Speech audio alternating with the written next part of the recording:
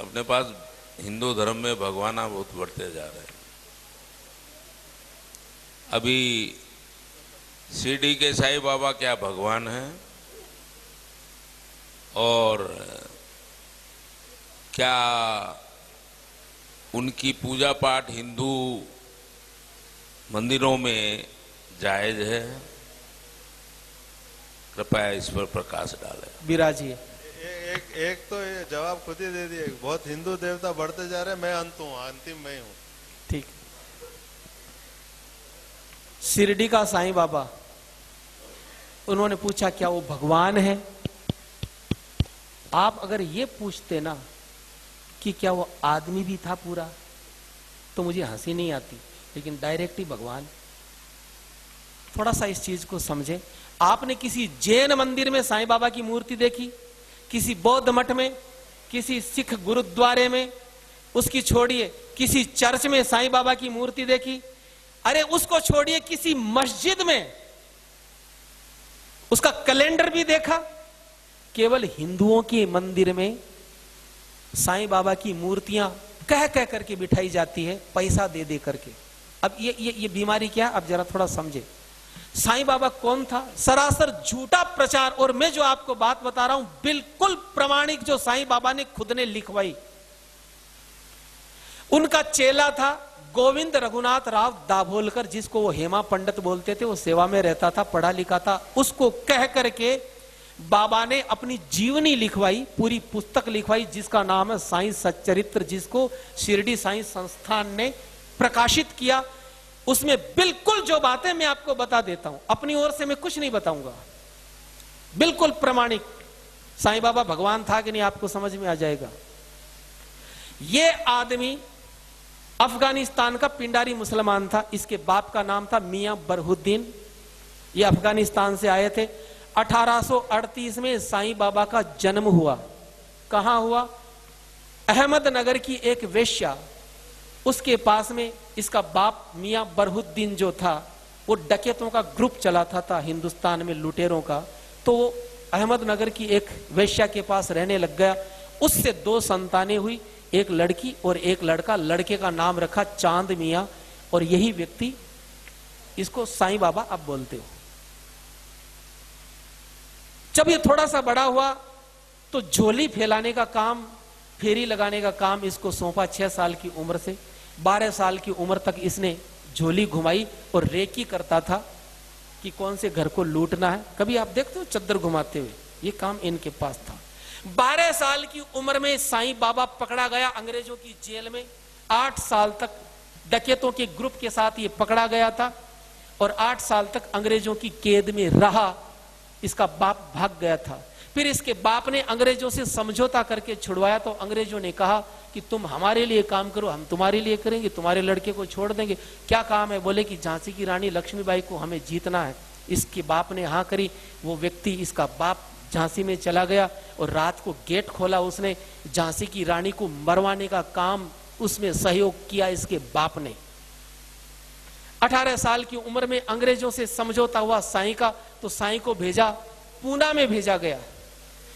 लोकमान्य तिलक के स्वतंत्रता संग्राम को दबाने के लिए इसको प्रोजेक्ट करके अंग्रेजों ने भेजा पूना में। और लोकमान्य बाल गंगाधर तिलक इतने चतुर थे, वो समझ गए कि ये पाखंड रचा रहा है, ये दुनिया को भटकाएगा। लोकमान्य तिलक ने चौराहे पर पटक करके अपनी जूती से पीटा इस आदमी को। वो जूती पहनते थे आगे से, तीखी तीखी सी, उस नीचे पटक करके पीटा और कहा फिर कभी यहां दिख गया तो जान से मार दूंगा। तो ये आदमी वहां से भागा।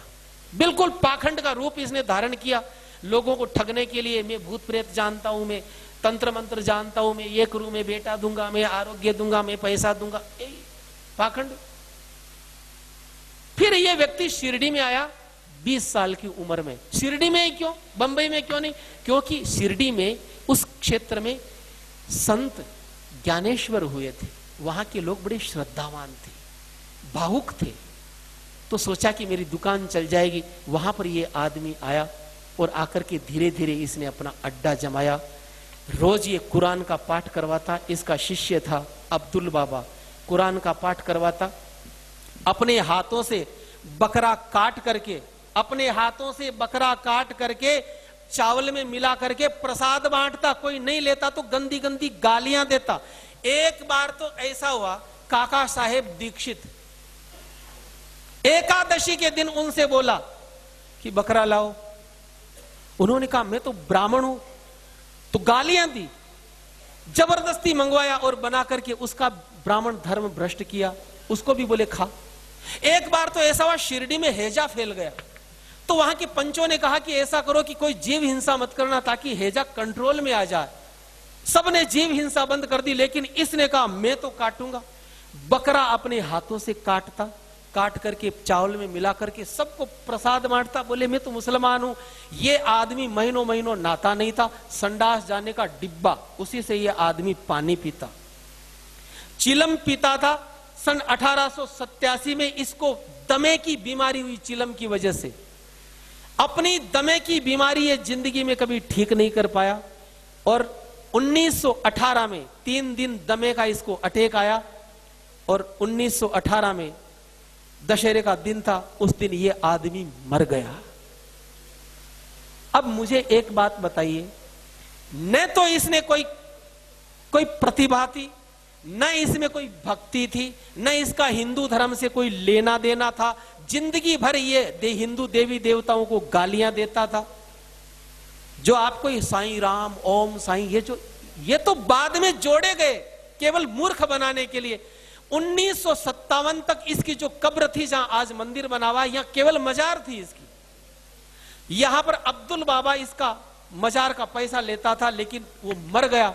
तब हरि सीताराम दीक्षित नाम के कांग्रेसी नेता थे, उन्होंने इस मजार को अपने कंट्रोल में किया और पैसा लेना शुरू किया। फिर पाखंड की शुरुआत हुई। इंडोनेशिया से ये पूरा का पूरा जो षड्यंत्र चला कि हिंदू मंदिरों को कैसे बर्बाद। नमस्कार, आप देख रहे हैं हमारी खास पेशकश। मैं हूं आपके साथ ज्योत्सना बेदी। आप सबका बहुत स्वागत है। साईं बाबा आखिर कौन थे, कहां से आए थे, किसकी पूजा करते थे, उनका मजहब क्या था?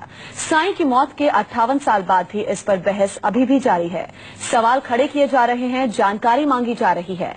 साईं के मजहब से जुड़ी हकीकत जानने की कोशिश शिरडी साईं संस्थान से अदालत तक पहुंच चुकी है। साईं के धर्म पर नए दावे किए जा रहे हैं, बड़े खुलासे का दम भरा जा रहा है। ऐसे में साईं की जिंदगी से जुड़े सबसे बड़े रहस्य की हकीकत क्या है, देखिए हमारी एक पड़ताल। फिर सवालों में शिरडी के साईं। शिरडी संस्थान ट्रस्ट है, उन्होंने सनातन हिंदू धर्म के साथ एक बहुत बड़ा धोखा किया है। क्या मुसलमान थे साईं? इसमें आपको मैं न्यूज 24 को ये बताना चाहता हूँ कि खुद स्वयं साईं बाबा ने एक डॉक्टर पंडित से कहा है कि मैं जात का मुसलमान हूँ। साईं पूजा करते थे या अजान? वे मस्जिद में रहते थे, मस्जिद में नमाज पढ़ते थे। साईं की समाधि है या कब्र? जब उनको दफनाया, साईं पूजा करते थे या अजान? वे मस्जिद में रहते थे, मस्जिद में नमाज पढ़ते थे। साईं की समाधि है या कब्र? जब उनको दफनाया गया तो ये उनका एक्चुअली ये कब्र था, ये कब्र। मौत के 98 साल बाद साईं पर फिर छिड़ा संग्राम। जो साई संस्थान है शिरडी का, जो बुक दाभोलकर जी ने लिखा है, उसमें बहुत कंट्रोवर्सी है। अदालत से साईं की हकीकत बताने की फरियाद। शिरडी संस्थान वालों ने ये पाप किया है। साईं से जुड़ी आरटीआई से हुआ बड़ा खुलासा। शिरडी संस्थान ने सनातन हिंदू धर्म को जो धोखा दिया है, इतना बड़ा धोखा दिया है, उनको क्लियर कर देना चाहिए, उनको डिक्लेयर कर देना चाहिए कि श्री साईं बाबा कौन थे। तो साईं के मजहब को लेकर नई बहस शुरू हुई है, खुद उनके ही ट्रस्ट से जुड़े एक शख्स की अर्जी से। साईं संस्थान के एक ट्रस्टी ने साईं का मजहब जानने के लिए साईं ग्रंथावली से लेकर तमाम पुराने ऐतिहासिक दस्तावेज खंगाल डाले और वो कर रहा है ऐसे दावे जो चौंकाने वाले हैं।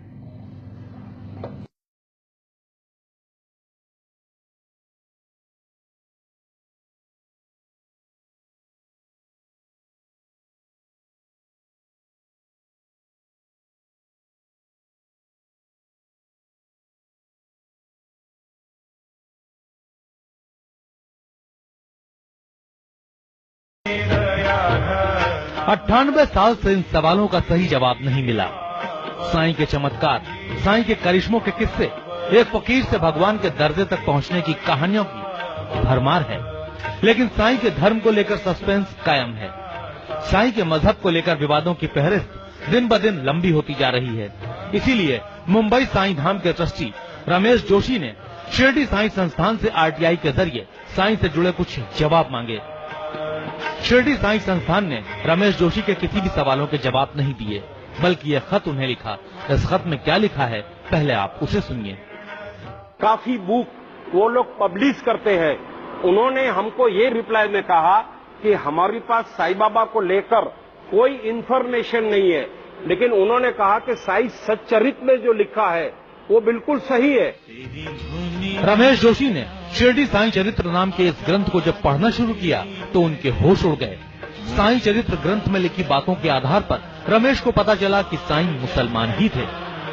इसमें आपको मैं न्यूज 24 को ये बताना चाहता हूँ कि खुद स्वयं साईं बाबा ने एक डॉक्टर पंडित से कहा है कि मैं जात का मुसलमान हूँ, मैं मुसलमान फकीर हूँ। रमेश जोशी का दावा इतना भर नहीं। साईं के मुसलमान होने के सबूतों की पूरी लिस्ट बना चुके हैं वो। साईं से जुड़े कई ग्रंथों के सहारे रमेश ने ये जानकारी जुटाई है। इसी किताब में पेज नंबर 43 नंबर के ऊपर, पेज नंबर 43 के ऊपर लिखा है, ये देखिए पेज नंबर 43 के ऊपर लिखा है, एक साउथ इंडियन भक्त का हवाला दिया और उसमें ये लिखा गया है कि साईं बाबा हैदराबाद के एक मुस्लिम थे। ग्रंथों के साथ रमेश जोशी ने कई साक्ष्य साईं के मुसलमान बताने के लिए जमा किए हैं। साईं की मौत के बाद हिंदुओं मुसलमानों के बीच झगड़े की कहानी हो या फिर साईं की कब्र को समाधि बताने की बात, रमेश जोशी ने सबके खिलाफ सबूत जुटाने का दावा किया है। तो हमें पता चला कि ये मुस्लिम थे, इसीलिए मुसलमान मांग कर रहे थे हम इनको दफनाएंगे, और ये जब उनको दफनाया गया तो ये उनका एक्चुअली ये कब्र था, ये कब्र। रमेश जोशी ने साईं ग्रंथों के आधार पर और भी कई खुलासे किए। मसलन साईं का जन्म हैदराबाद के एक मुसलमान परिवार में हुआ था। साईं ने एक बड़े पंडित से खुद कहा था कि मैं मुसलमान हूँ। यहाँ तक कि इन ग्रंथों में ये भी लिखा है कि साईं बकरीद मनाते थे। इसमें, इस किताब में ये भी लिखा हुआ है कि वे मस्जिद में रहते थे, मस्जिद में नमाज पढ़ते थे, और इसी किताब में ये लिखा है कि बकरा और बकरी को इस्लाम धर्म के अनुसार ये काटते थे। रमेश जोशी का आरोप है कि शिरडी साईं संस्था, ट्रस्ट और राज्य सरकार चाहती ही नहीं कि साईं की असल हकीकत सामने आए। शिरडी साईं ट्रस्ट पर रमेश ने सनातन धर्म से विश्वासघात का आरोप भी लगाया। शिरडी संस्थान ट्रस्ट है, उन्होंने सनातन हिंदू धर्म के साथ एक बहुत बड़ा धोखा किया है, विश्वासघात किया है, और हमारे सनातन धर्म के हिसाब से साईं बाबा की मूर्ति का स्थान देवी देवताओं के बीच नहीं है। साईं ग्रंथों के इतिहास की जानकारी के आधार पर रमेश के दावा कर रहे हैं। रमेश जोशी ने अदालत में अपील कर इसकी हकीकत सामने लाने की कोशिश भी शुरू कर दी है। फिलहाल बॉम्बे हाईकोर्ट में इस मामले से जुड़ी 5 और अर्जियों पर सुनवाई भी शुरू हो चुकी है। शिरडी से हरीश तिगोटे, मुंबई से विनोद जगदाले के साथ दीपक दुबे, न्यूज।